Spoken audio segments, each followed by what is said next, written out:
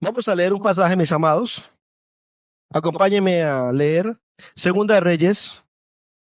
Quiero compartir una palabra del Antiguo Testamento hoy. Segunda de Reyes, capítulo 5.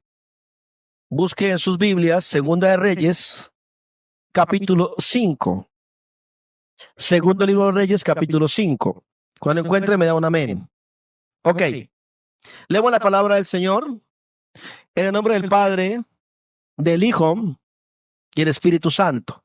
Su palabra dice así: Naamán, general del ejército de Siria, era varón grande delante de su señor y lo tenía en alta estima, porque por medio de él había dado Jehová salvación a Siria.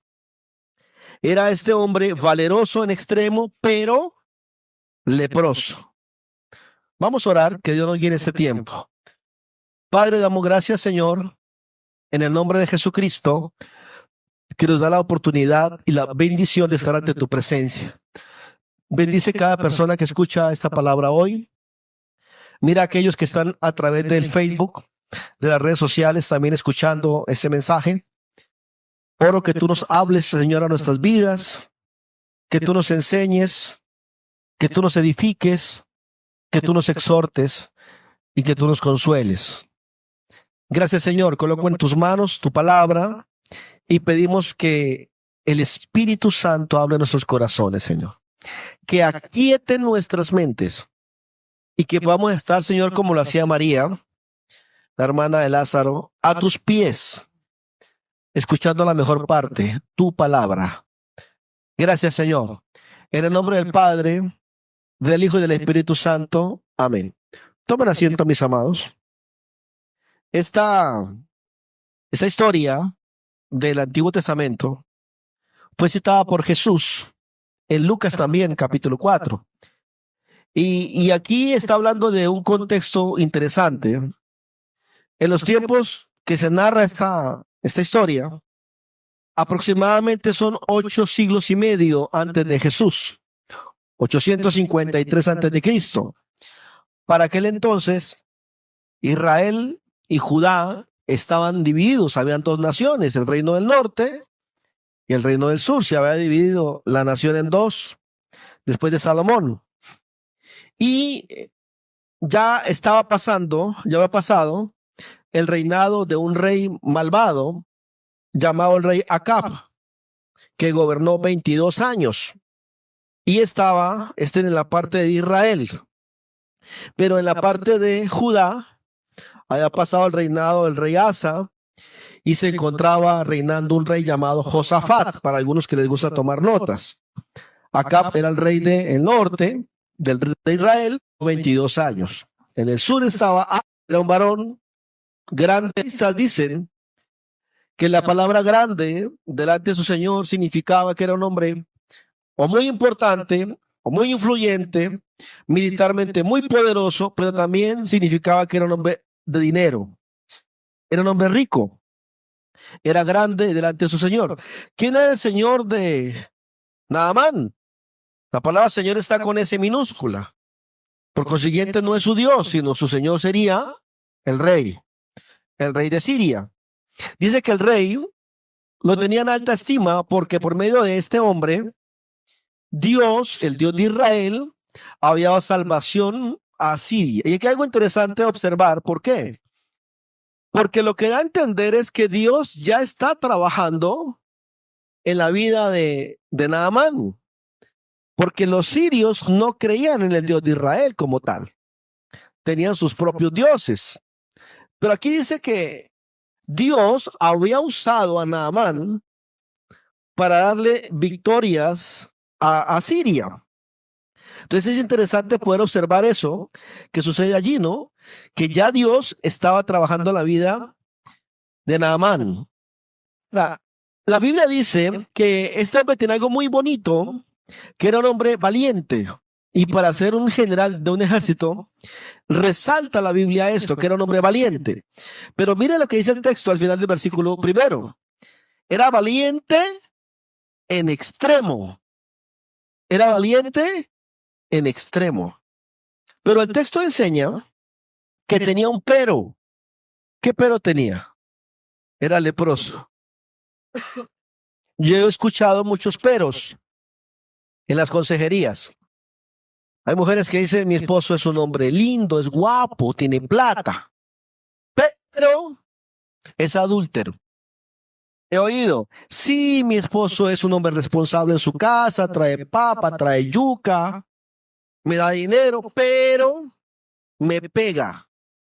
Entonces a veces ese pero desfigura todo lo que son, ¿verdad? ¿Qué tal la hermana que trabaja en el banco? Y digan, sí, ella es muy querida, muy amable, ¿verdad? Es una persona atenta, puntual, pero ladrona.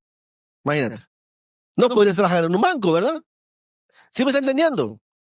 Se habla de cristianos. Ay, no, este hermanito es bien amable, bien atento y servicial, pero mentiroso, no te imaginas. Hay peros, ¿verdad? Yo he escuchado muchísimos peros, tanto de ellos como de ellas. En esta narración de Naamán, se dice que era valiente en extremo, que era un hombre grande, importante, valeroso en extremo, apreciado por el rey y que Dios lo estaba usando para darle victorias al reino de Siria.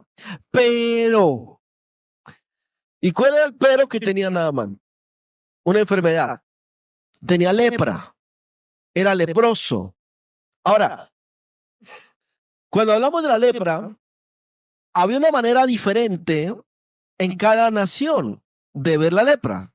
Para los judíos, para el pueblo del Señor, la lepra era sinónimo de pecado.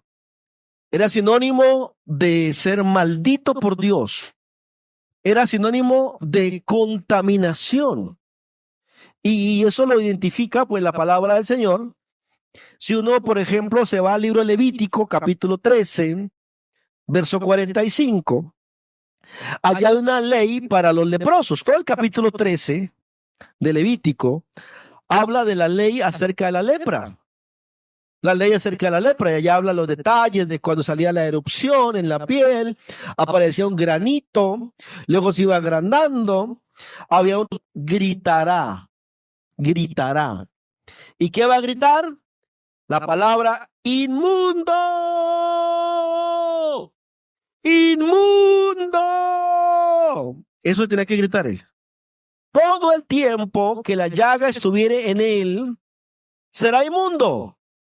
Será impuro regresar a su casa. No se le permitía ir a trabajar. No se le permitía caminar entre el pueblo. No se le permitía hacer nada de estas cosas. ¿Por qué? Porque la lepra es contagiosa. Y ustedes saben también cuando, si alguien alguna vez ha conocido un leproso o ha ido a un leprocomio, es aterrador. La lepra es una enfermedad aterradora, terrible, que comienza con algo muy sencillo, con un granito en la piel. Entonces, cuando se habla de la lepra, en número 5, del 1 al 4, dice que el Señor le habló a Moisés diciendo, manda a los hijos de Israel que echen del campamento a todo leproso y a todos los que padecen flujo de semen y a todos los contaminados con muerto. Así hombres como mujeres echaréis fuera del campamento, los echaréis para que no contaminen el campamento de aquellos entre los cuales dice el Señor, yo habito. Y lo hicieron así los hijos de Israel y los echaron fuera del campamento, como Jehová dijo a Moisés, así lo hicieron los hijos de Israel. Entonces la gente que había tenido intimidad sexual tenía que apartarse. Pero también las mujeres que tenían el periodo menstrual tenían que apartarse. Pero los leprosos eran desterrados totalmente. Ellos no regresaban. ¿Por qué no regresaban? Porque la lepra no pasa con una pastilla. No pasa con una agüita de hierbas. No pasa con un emplasto. No pasa. Yo estuve tratando de buscar una imagen sobre la lepra. La hermana que está aquí en los controles le va a mostrar la imagen a ustedes sobre la lepra. Científicamente, ¿qué es la lepra? Yo les voy contando. Creo que hay una imagen ahí. La lepra es una enfermedad infecciosa La lepra es contagiosa, es de evolución crónica, es producida por la multiplicación en el cuerpo humano del organismo, un microbio, un bacilo parecido al de la tuberculosis. Y este microbio, que se llama leprae, es conocido popularmente como el bacilo de Hansen, que es quien lo descubre, el bacilo de Hansen. Entonces, ustedes saben que en la antigüedad la gente no conocía los microorganismos. Incluso cuando operaban, no lavaban las herramientas, no lavaban los cuchillos, no lavaban nada, ni de que las manos se lavaba la gente. Entonces la gente moría más por la infección que por la misma cirugía, porque se contaminaban. Y a veces usaban las mismas batas los médicos, las dejaban ahí colgadas y usaban las mismas batas. Entonces era más por la infección que moría la gente que a veces por la misma situación que tenían. Bueno, la lepra es una enfermedad que comienza de manera invisible. Y es comparada en la Biblia justamente con el pecado. Es comparada con el pecado. El pecado comienza de una manera que nadie lo ve. Usted mira a la gente, aún en las iglesias, que van bien vestidos, bien guapos, bien lustrados, bien peinados, oliendo a perfume, pero tú no sabes qué pecado tiene cada persona. Uno a veces mira a una persona y no sabe si esta persona es un ladrón, un mentiroso, un pedófilo. Tú no sabes si esta persona mira pornografía, no sabes si es un borracho. Tú no sabes, pues, porque eso está oculto. A nuestros ojos humanos no se ve. Pero a veces vemos pecados públicos. Se manifiestan pecados públicos. Cuando alguien dice una grosería, una lisura, cuando alguien le pega a la esposa, cuando alguien es ladrón, hay pecados que son públicos. Y poco a poco el pecado que mora en nosotros, si uno no tiene ese cuidado de buscar cómo curar el pecado, pues eso comienza a crecer hasta que se manifiesta el pecado. Así que en los tiempos bíblicos no había tratamiento de ninguna clase para la lepra. No había. Y el tema de la lepra es que es una enfermedad que iba poco a poco corrompiendo todo el cuerpo. Va comiendo todo el cuerpo. Y usted lee las consecuencias del pecado en Levítico 15:31. Dice que apartaréis de sus impurezas a los hijos de Israel a fin de que no mueran por esas impurezas, porque contaminan el tabernáculo de reunión. Entonces, a los que saben un poco de ciencia de esta enfermedad pudre la carne y la persona leprosa huele mal.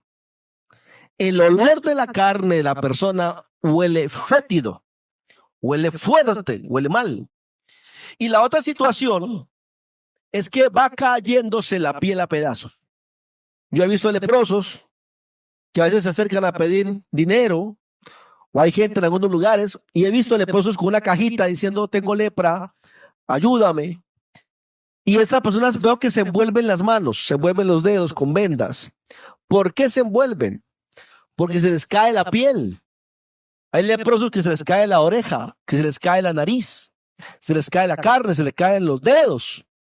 Y ellos terminan, en los leprocomios, ellos terminan sin coyuntura, se le caen los dedos de las manos o de los pies, se le cae la carne a pedazos, porque la carne se pudre. Es una enfermedad terrible, terrible. Bueno, la Biblia hace la comparación de la lepra con el pecado. En pocas palabras se puede decir que el pecado es una lepra, espiritualmente hablando. Y usted no sabe hasta dónde la persona está completamente contaminada o recién ha comenzado.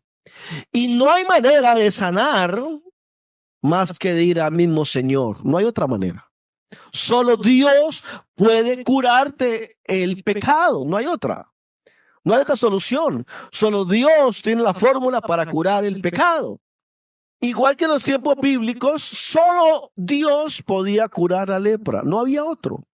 Ahora, si usted se pone en la condición de un judío que padecía lepra, ¿cuál era el proceder del pueblo hebreo hasta los tiempos de Cristo? La persona iba a los sacerdotes, les mostraba la herida que presentaban en cualquier parte del cuerpo, en la cabeza, en una mano, en el brazo, en la espalda, en la cara, en los pies, donde fuera.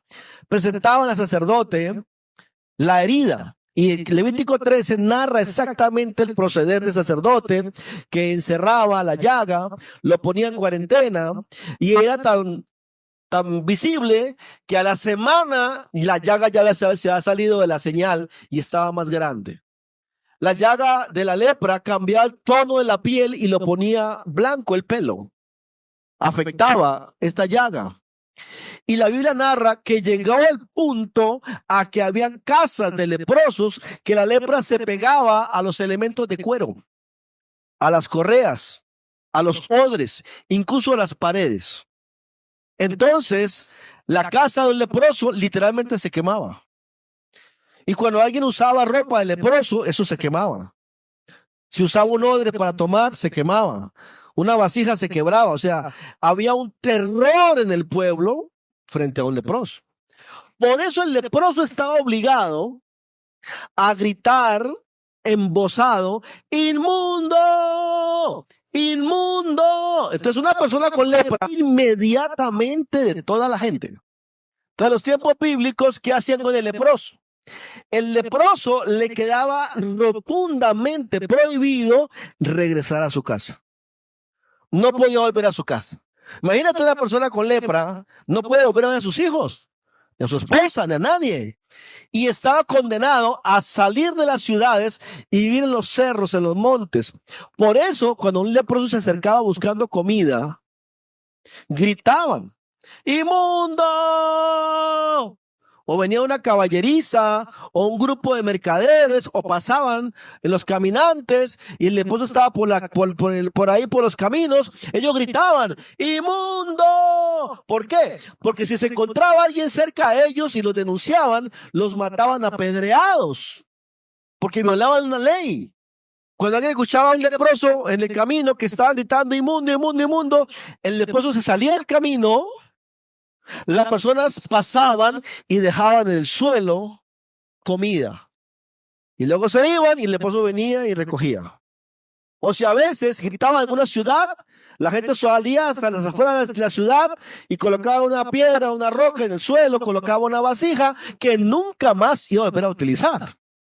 La ponían en el suelo y corría la gente porque venía el leproso. ¿Cómo se sentiría una persona con lepra? Perdían todo. Trabajo, familia, vida social, todo. No podían ir al templo, nada.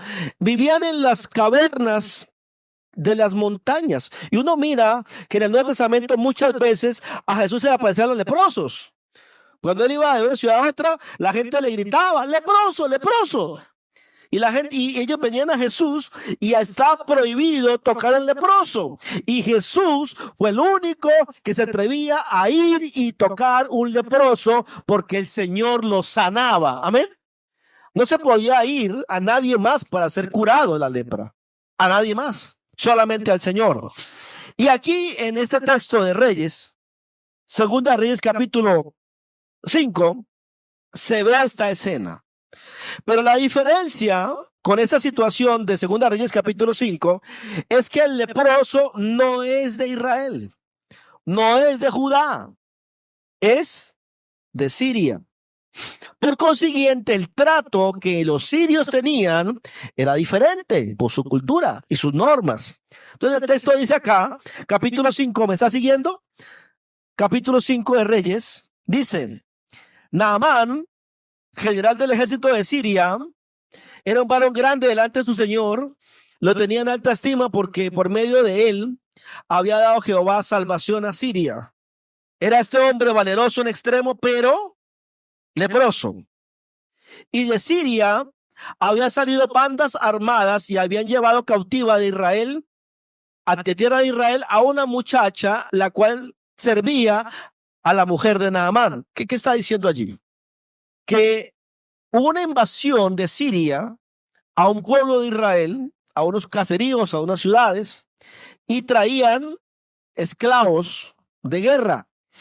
Dentro de los esclavos de guerra, muy probablemente este general o estos militares habían asesinado a las personas.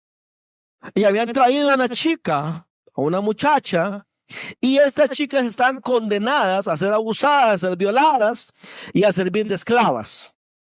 Pero al traer a esta chica, la han ubicado para que sea una sirvienta, una esclava, en la casa de este general. Entonces ella servía en la casa de alguien que había invadido su tierra. Y no dice la Biblia si le había matado a su familia o no, pero esta es una chica que servía allá. El texto sí dice que esta mujer joven, servía en la casa de Naamán. Esta mujer le dice a su jefa, a su señora, a su ama: si rogare mi señor al profeta que está en Samaria, él lo sanaría de su lepra. ¿Qué está diciendo? ¿Qué está diciendo? Hay una esperanza para el patrón, para el jefe, para el amo. Hay un hombre en Samaria que lo puede curar. En Israel. ¿A quién se está refiriendo? Al profeta Eliseo. Ahora, interesante que esta chica no le tiene rabia, cólera y odio, y ojalá dice que se pudra, esté infeliz. No. Ella está mostrando amor hacia el enemigo, amor hacia al que invadió su tierra. Y está diciendo, si él va al profeta, el profeta lo sanaría. Ella sabe que hay respuesta de parte de Dios. A pesar que está en tierra ajena, ella sigue confiando en Dios. Versículo 4. Entrando Naamán a su señor, ¿quién era el señor de Naamán? Pues el rey de Siria. Entrando al rey de Siria, Naamán relata diciendo: así ha hecho una muchacha que es de la tierra de Israel. Y le dijo el rey de Siria: anda, ve y yo te enviaré cartas. ¿Qué está contando Naamán? Está contándole que esa chica que trabaja en su casa, o que es una esclava en su casa, ha dicho que hay una oportunidad para él de ser curado de la lepra. Lo que está dando a entender es que en Siria a los leprosos no los apartaban. Él vivía entre la gente. Seguía siendo un militar, seguía siendo un general. Pero a pesar de lo que él era, insigne, era un hombre importante, un hombre valiente, era un militar que lideraba grupos. Cuando llegaba a su casa y se sacaba la ropa, su cuerpo olía podrido. Su familia lo observaba cuando se cambiaban. Y seguro que él sufría y hacía sus vendas también para evitar perder la carne. Entonces el texto dice aquí, el rey de Siria en el versículo 5 le dice: ve allá a Samaria, yo voy a enviar cartas al rey de Israel. En pocas palabras, vamos a hacerlo de manera oficial. Vamos a hacerlo de una forma de protocolo entre naciones. Y el rey, dice el texto, que este hombre lleva con él 10,000 talentos de plata y 6,000 piezas de oro y 10 mudas de ropas elegantes. En pocas palabras, llevó una fortuna. Era una fortuna. Eran sacos y sacos de plata y de oro. Esto da a entender de que el rey lo apreciaba mucho. Y seguro que le dio una escuadra de militares que lo custodiaran hasta allá. En el versículo 6 dice que tomó cartas para el rey de Israel. Y decían así la carta: cuando lleguen a ti estas cartas, sabe por ellas que yo te envío a ti a mi siervo Naamán, para que lo sanes de su lepra. Imagínate, ponte tú los zapatos del rey de Samaria. Te mandan allá un leproso. ¿Y quién te lo envía? Tu enemigo. Pero le hago una pregunta, si está poniendo cuidado. La chica que dio la información pidió que lo mandaran al rey de Samaria. ¿Qué dijo la chica? ¿A dónde tiene que ir? ¿A dónde? Al siervo, al profeta, no al rey. Entonces el rey, cuando lee la carta en el versículo 7, dice que rasgó su ropa. Eso es señal de duelo, de dolor. Y dijo: ¿soy yo acaso Dios? ¿Soy Dios que mate y que dé vida?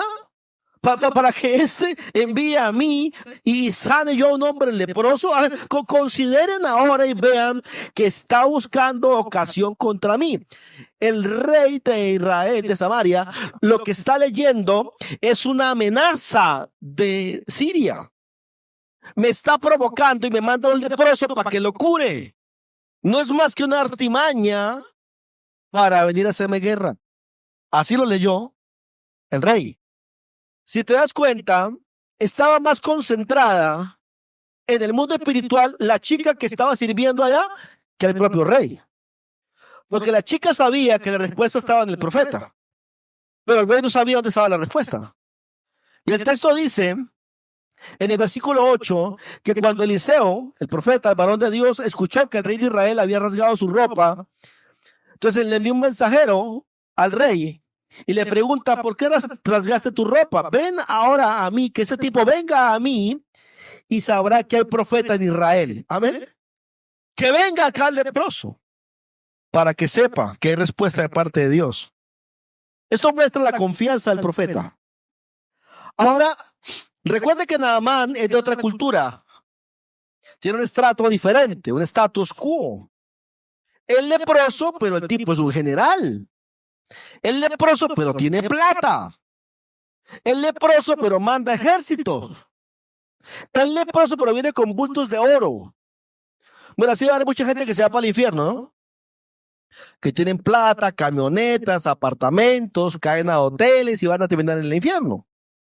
Están llenos de pecado. Y no se han dado cuenta que tienen que ir al Señor, quien puede curar su pecado. Pero recuerde que Naamán no tiene una cultura religiosa.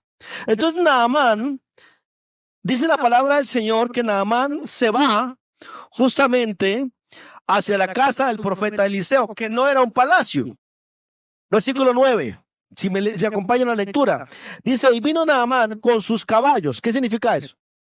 Que había caballería, había cuadrillas de caballos, con su carro, o sea, él iba, no iba en un Mercedes-Benz, por supuesto que no, era un carro tirado por, una carreta tirada por caballos, y se ubicó frente a las puertas de la casa de Eliseo. Lo más seguro, en la mente de un general, del talante de él, es presenciar un encuentro con este profeta de una forma digna que él se merece como general. Así que es muy probable, por las costumbres, es muy seguro que Naamán parqueó su carruaje al frente de la casita de Eliseo, rodeado de ejércitos, y es muy probable que sonó la corneta.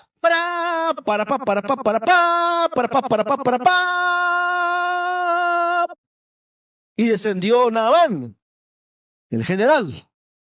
Es muy probable que en la mente del general hubiera pensado que Eliseo iba a salir con un protocolo también. Pero ¿qué pacho, pacho? Dice el versículo 10 que Eliseo le envió un sirviente, le envió un mensajero que le dijo, ven y lávate en el río 7 veces. Nada más le dijo eso. Mire el versículo 10. Eliseo le envía al mensajero diciendo, ven y lávate 7 veces en el Jordán y tu carne se va a restaurar y será limpio. Pero el general no vio a Eliseo. Le mandó un muchacho que le diera el mensaje. Y aquí hay que aprender algo interesante. Eso tiene un propósito. A veces hay gente que va a la iglesia por diferentes motivos. Yo voy para que Dios me unja, para que Dios me hable, para que Dios me sane, para que se pague mi deuda, para que el marido cambie, para que la mujer cambie, para que mis hijos cambien. Y hay un preconcepto de una necesidad personal cuando uno va a la iglesia. Y uno tiene ciertas expectativas. A mí me ha pasado también. Y hay gente que me conoce y dice, ay, yo pensé que usted era más alto. Yo pensé que usted era más joven. Yo pensé que usted era un viejito. Y cosas así. Hay gente, recuerdo que en Colombia, en nuestra iglesia éramos 11 pastores. Y 10 tenían auto, excepto uno. Yo. Y 11 predicaba en la iglesia, 3,000 miembros. Y a veces yo salía a buscar carro, a buscar bus, transporte público. Y me encontraba con hermanos de la iglesia. Y decía, ay, yo pensé que usted tenía carro, pastor. Ojalá. Le digo. ¿Y qué hace montando en bus? Pues que no hay para más. Entonces hay gente que tiene preconceptos de los siervos del Señor. Y hay gente que entra a una iglesia y tienen dinero. Parquean su auto en la puerta. Tienen empresa o tienen riqueza. Y esperan que los que lo reciben salgan corriendo. ¿Verdad? Porque son gente acostumbrada a eso. Pero aquí no pasó eso con Naamán. Eliseo no ni siquiera salió. Le mandó un mensajero. Ve y lávate el Jordán 7 veces y serás sano, serás limpio. La respuesta de Naamán, ¿cuál fue? Mira el versículo 11, ¿qué dice? Naamán se fue enojado. El hombre se molestó, diciendo, he aquí yo decía para mí. ¿Ves su concepto? Saldrá él luego, y allí estando de pie, va a invocar el nombre de Jehová su Dios. Va a alzar su mano, va a tocar el lugar y se va a sanar. Así lo imaginó él. Un momento especial, mágico, de sanidad. Y como lo mandó bañarse al Jordán, ¿qué hace Naamán? Compara los ríos donde él venía. Y dice, Abna y Farfán, ríos de Damasco, ¿no son mejores que las aguas de Israel? Y si me lavare allá en Abna y Farfán, ¿no será limpio también? Y se volvió y se fue enojado. Se fue molesto. Se fue enojado. Ahora, cuando usted lee, el texto dice en el versículo 13, lea el versículo 13, ¿qué dice? Mas sus criados se le acercaron y le hablaron diciendo, esto habla que el hombre iba molesto en su carruaje otra vez para su tierra. Y los asesores, los compañeros, los amigos, los militares, le dijeron, Padre mío, si el profeta te manda alguna cosa, ¿no la harías? ¿Cuánto más diciendo, lávate y serás limpio? O sea, si te pone algo complicado, miren las bolsas de oro que está trayendo. Mira las bolsas de plata que trae. Mira la cantidad de vestidos. Todo lo que está dispuesto a pagar es una millonada por su sanidad. Y le dicen que se lave y no se quiere lavar. ¿Qué pasa? Si esto es fácil. ¿Cuál es el problema de lo que traemos del mundo a la iglesia? Nuestros preconceptos. ¿Dónde está el problema de Naamán? Que era orgulloso. Era su orgullo. A veces en las iglesias, cuando oramos, hay momentos en que nos quebramos y hay hermanos que se arrodillan. Pero hay gente que nunca se postra. Yo, jamás. Eso es orgullo. A veces hay que pedirle perdón a alguien, ya sea a su esposa, a su esposo, para que Dios sane la familia, Dios sane el matrimonio, Dios sane los hijos. ¿Y por qué no lo hacemos? Porque somos orgullosos. Y Naamán, aunque era un leproso, era orgulloso. Porque el hecho de ser general no le quitaba lo leproso. El hecho de tener dinero no le quitaba lo leproso. Hay gente que es drogadicta, pero tiene plata. Hay gente que son ladrones y mentirosos, pero tienen dinero. Son poderosos económicamente. El problema aquí no era su estatus, era su orgullo. Así que los consejeros le dicen, si te piden algo complicado, ¿no lo harías? ¿No estás dispuesto a hacer lo que sea? Hemos venido de otro país hasta acá para ser sanado y te dicen que te laves y no te quieren lavar. Entonces él recapacita en el versículo 14, se baja del carro y se mete al agua y se zambulle allí en el agua, como le dijo el profeta, 7 veces. Y el texto narra que cuando lo hizo, dice el versículo al final del 14, su carne se volvió como la carne de un niño. ¿Qué significa eso? Que hubo un milagro, hubo algo sobrenatural. No es igual cuando Dios nos perdona. No es un milagro que perdone nuestros pecados, nuestros insultos, nuestras ofensas. Yo recuerdo una vez que fuimos a un ayuno en Lima Y una hermana llevaba años orando por su esposo, años, y lloraba arrodillada, ayunaba, que Dios trajera a los pies de Cristo a su esposo, y lloraba la mujer. Hicimos un ayuno y lo invitamos a él, y él fue. Fuimos a un cerro a ayunar, y allá en el cerro yo prediqué y les invité que ahí en la tierra nos postramos en el piso, nos arrodilláramos y le pedimos perdón a Dios. Y este hombre se arrodilló y le pidió perdón a Dios. Y se convirtió de veras. Y venimos bajando del cerro y la mujer se acerca y me dice, pastor, no lo creo. Yo no lo creo. Yo lo veía arrodillado y llorando y todavía no lo creo. Le dije, pues créalo porque el tipo se convirtió. ¿Y qué pasó? La convivencia en la casa, él comenzó a levantarse a las 4 de la mañana a orar. Y ella le ponía problema porque no le dejaba dormir. El tipo se compró una Biblia y se iba a todos los cultos y a todos los ayunos. Y ella le ponía pelea. Porque ya no iba a la cantina, no llegaba borracho, no estaba con su amante, sino que ahora se iba para la iglesia. Y él le ponía pelea porque él se iba al ayuno, porque se iba al culto, porque la afanaba para llegar temprano a la iglesia. Y comenzó a hacer ella una carga para él. Él me compró una caja de Biblias y se fue a su tierra y le predicó a toda su familia el evangelio. Y ella se molestó con él. ¿Y qué cree que pasó? Él se cansó. Se cansó de que ahora ella era una carga para él. Y dijo, ay, pues me quiere ver otra vez en el mundo. Pues me voy al mundo, dijo el tipo. Y se fue a un gimnasio. Se puso a bajar de peso, se quería poner guapo. Y consiguió una mujer en el gimnasio. Hoy en día, él vive con su amante y la abandonó a ella. A ver, ¿la culpa fue de Dios? No, pues, hermano. Ella misma no empujó cuando tenía que hacerlo, no apoyó cuando tenía que apoyar, no creyó cuando tuvo que creer. Dios le había dado la bendición. Y no lo podía creer ella cuando le dio la bendición. Con Naamán, él no creía lo que estaba haciendo, pero Dios le pidió algo sencillo que a veces uno tiene que hacerlo para dejar de ser orgulloso y sencillamente Dios hace un milagro. Porque para él no hay nada imposible.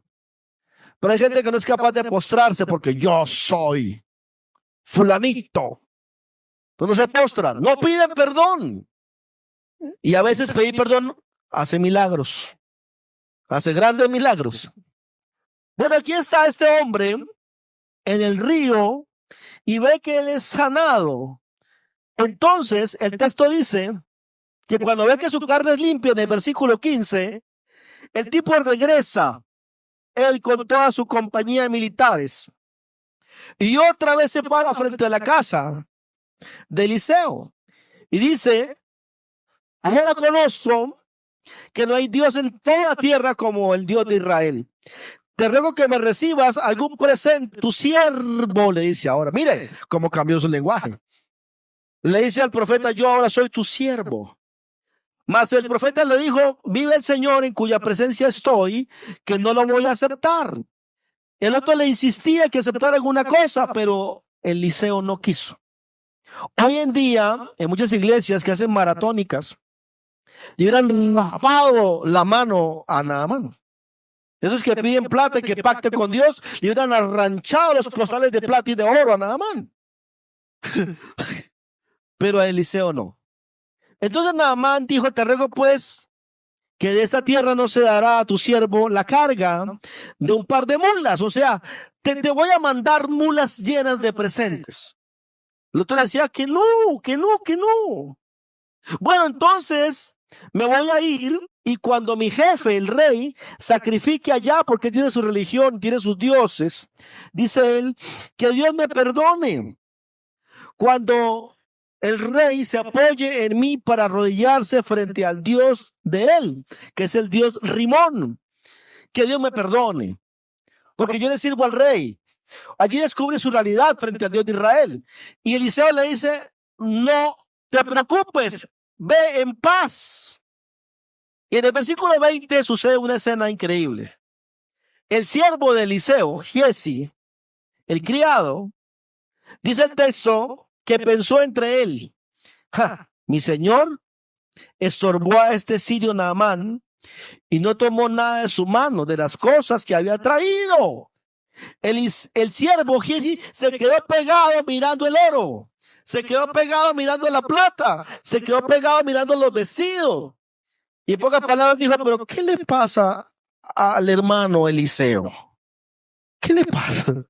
Yo recuerdo una vez que me llamó un hombre de dinero y me dijo: hermano, nomás diga qué necesita, qué le puedo dar. Y yo sabía que quería calmar su conciencia con una ofrenda. Y yo le dije: ¿qué crees que quiere el Señor? Pues lo que sea. ¿Cuánto es?, me dijo. Le dije: Dios quiere tu corazón. No me ha vuelto a llamar, porque lo que Dios quiere es su corazón, ¿me entiende? Yo en Colombia tuve una oportunidad de haber tenido dinero. Yo estaba yendo a hacer culto donde yo predicaba. Esa zona es violencia, hay gente armada, lejos de la ley, que secuestran, que asesinan. Y yo iba hacia la iglesia a predicar. Y recuerdo que me dio mucha sed. Yo iba pedaleando en mi bicicleta y me metí a una casa para buscar pedir agua, porque estaba lejos todavía. Y me meto a la casa. Cuando ya me voy llegando a la casa, me doy cuenta que está llena de gente vestida de militares. Y dije: me metí mal. Yo cargaba en mi morral Biblias con pasta camuflada, de mancha verde con marrón. Entonces yo igual entré y había, no sé, unos 300 hombres armados ahí. Y yo llegué y saludé y les dije que si alguien me podía regalar un poco de agua. Y había un hombre acostado en una hamaca. Yo no sabía quién era él, pero él estaba buscado por la televisión. Y yo me senté ahí y él comenzó a interrogarme: ¿usted qué hace? ¿Para dónde va? ¿Dónde viene? ¿Usted quién es? Y yo le conté pues que era el pastor de la iglesia. Ya sé quién es usted, me dijo. Cuénteme una cosa, pastor. Hace unos días vi a unas mujeres que estaban sacando unos palos del monte. ¿Qué están haciendo? Estamos haciendo un templo, le dije.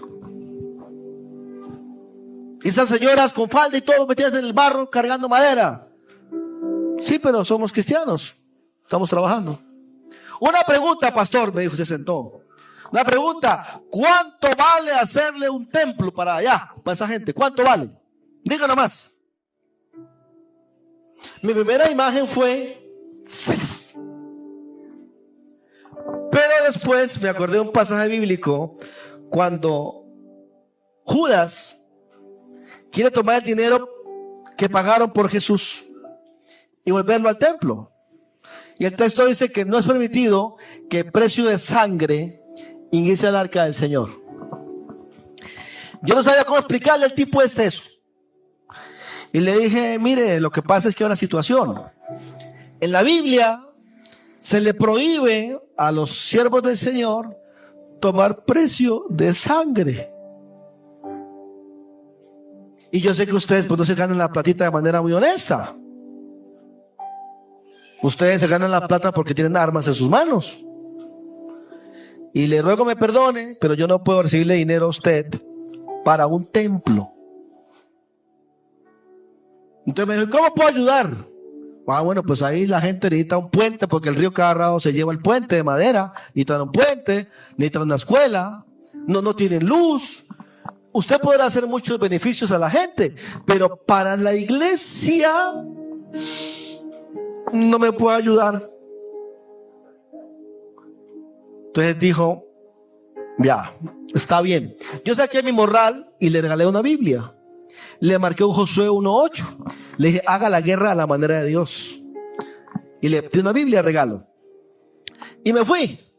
Pues hermanos, al poco tiempo estaban haciendo la escuela, estaban haciendo el puente, habían puesto los postes de la luz para electrificar toda la zona.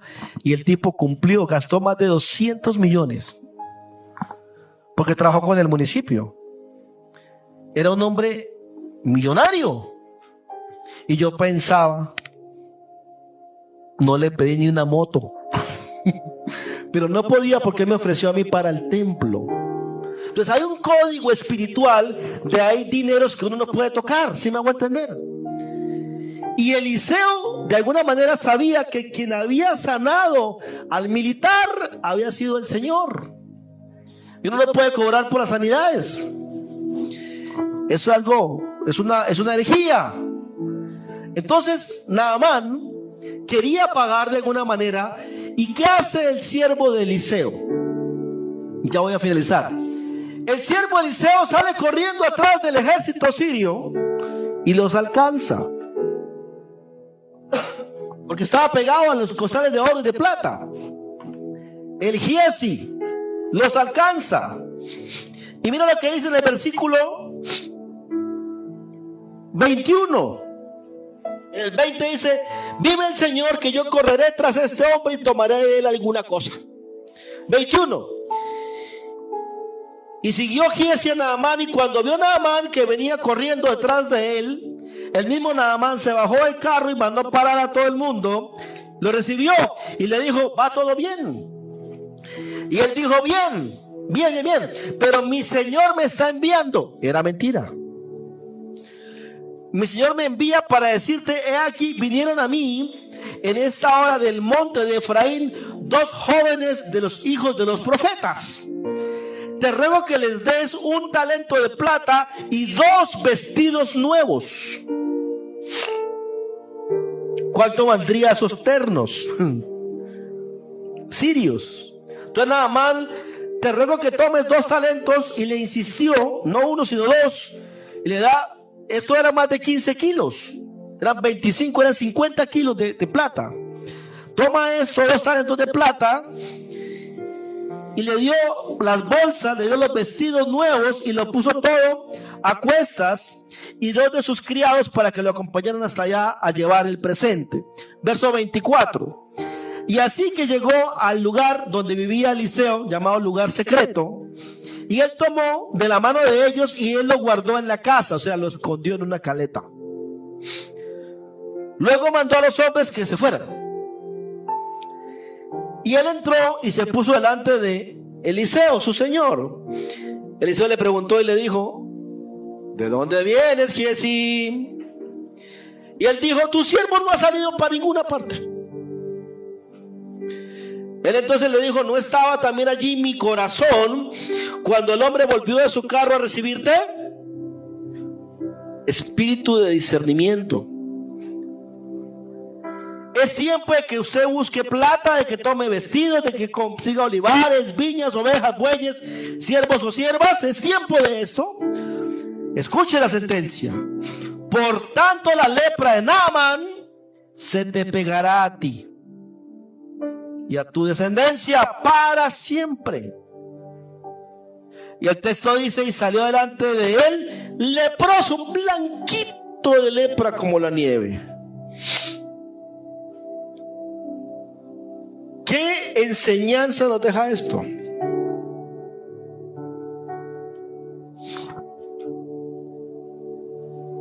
La codicia, ¿verdad? El orgullo también. La mentira. Que era lo correcto. ¿Y cuántos siervos de Dios cobran por sanidades?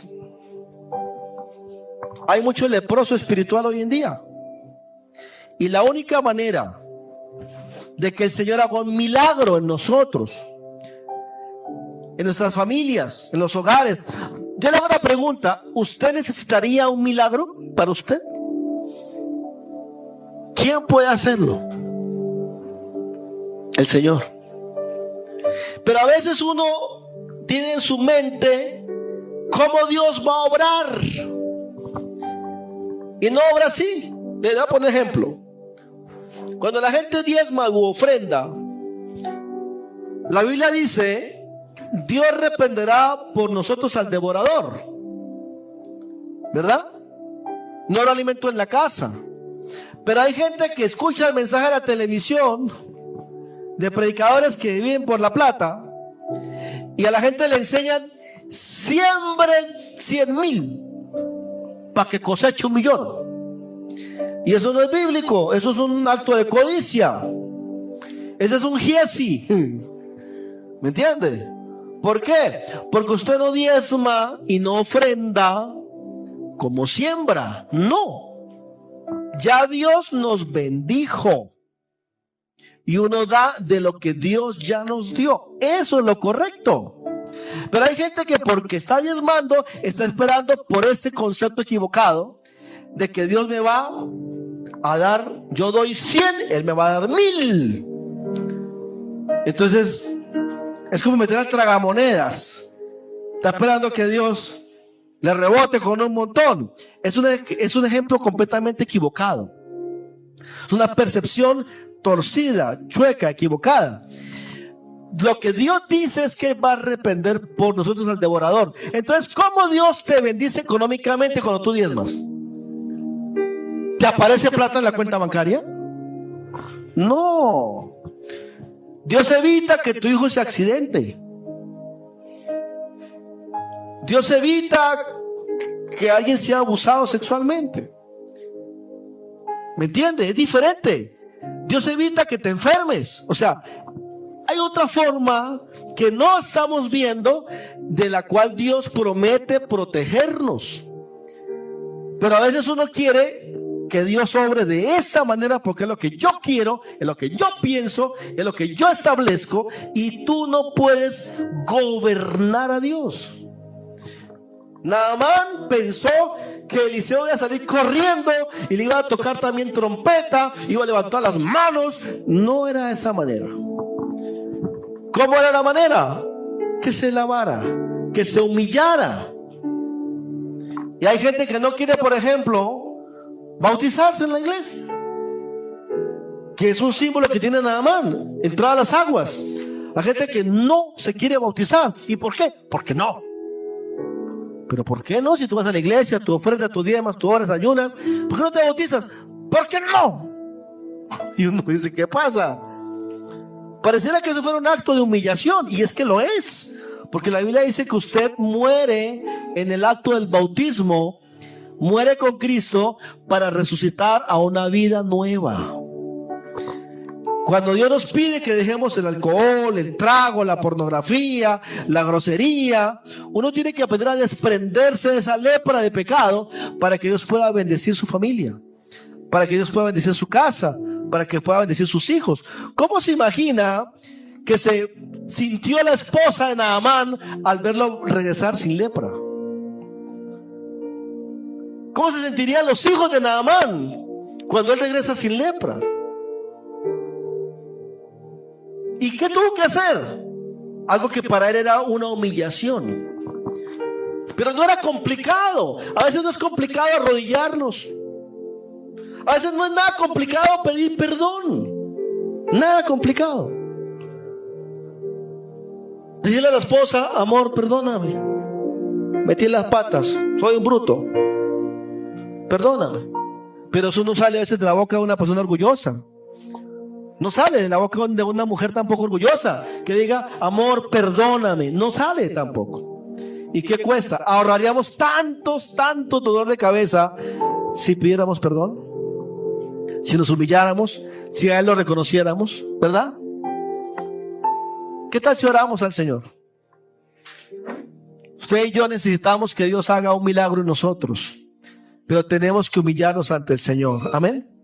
Porque solo en el Señor hay limpieza absoluta. Donde pasa un leproso y se postra ante el Señor, y el leproso le dice al Señor, Señor, si tú quieres, puedes limpiarme. Viene el leproso corriendo. Recuerde todo lo que le pasaba a un leproso, que era echado de la tierra, que era sacado de su familia, que era echado de su trabajo, que perdía toda la situación social.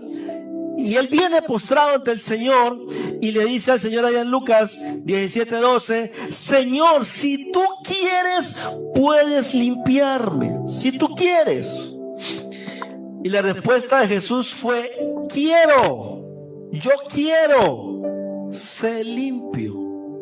Así de fácil es. Pero usted y yo tenemos que humillarnos ante el Señor. Vamos a orar al Señor. Cierra tus ojos por un momentito. y elevo una oración delante del Señor. Padre, damos gracias en el nombre de Jesús por el tiempo que nos das para adorar, para exaltar, para bendecir, pero también para escuchar tu palabra, Señor. Yo oro, Señor, que nuestro espíritu esté tranquilo, que nuestro espíritu esté en paz, que nuestra mente esté tranquila y aprendamos a venir de delante de ti, Señor, y decirte: Señor, perdóname. Dile: Señor, perdóname.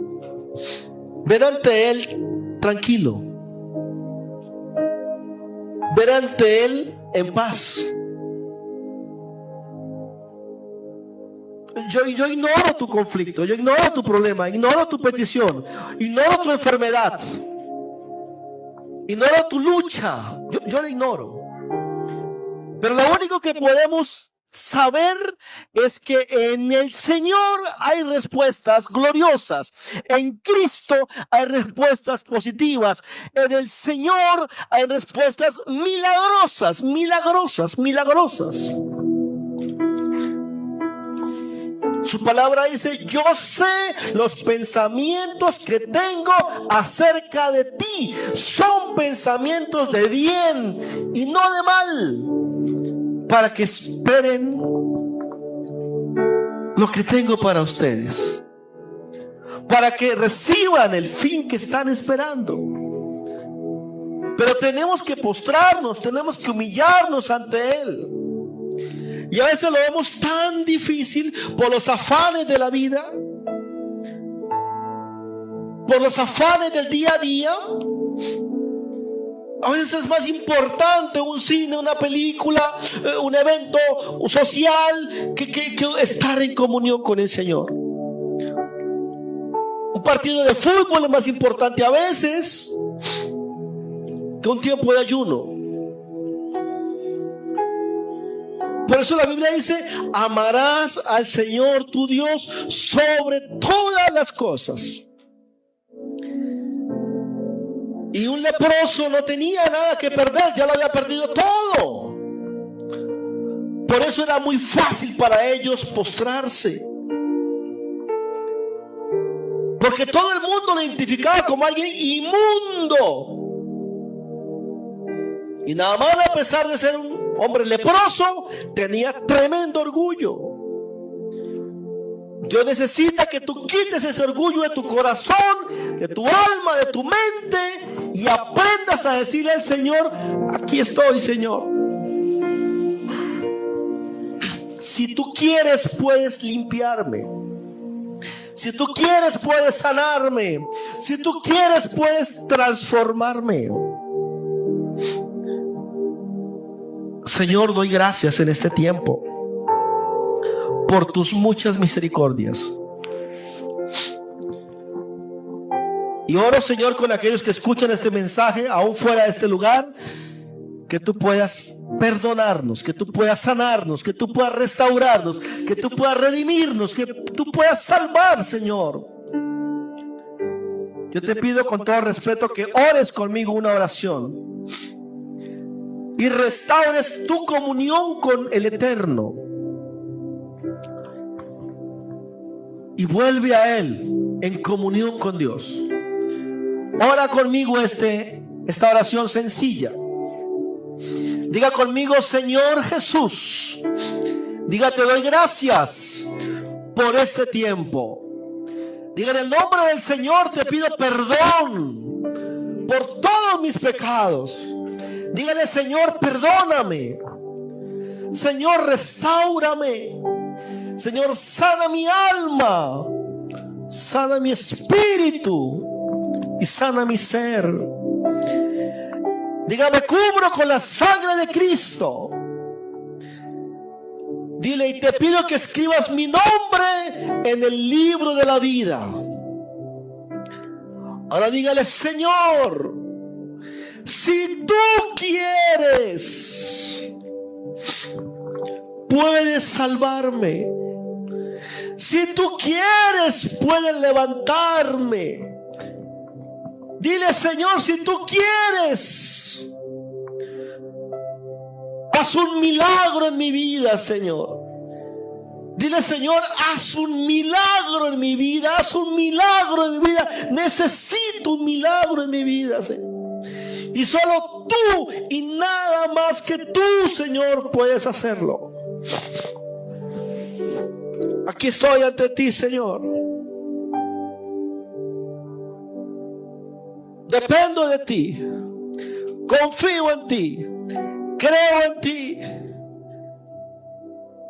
Te damos toda la gloria y toda la honra porque eres tú el único que puede responder, Señor, ante esta situación. Dile gracias, Señor. Quiero descansar en tu poder, en tu presencia, en tu gracia. Tu palabra dice que das la paz que nadie puede dar. Ese es Cristo. Y a veces la respuesta no es como la esperamos. Pero su amor sí va a sobrepasar todo entendimiento. Él tiene cuidado de nosotros.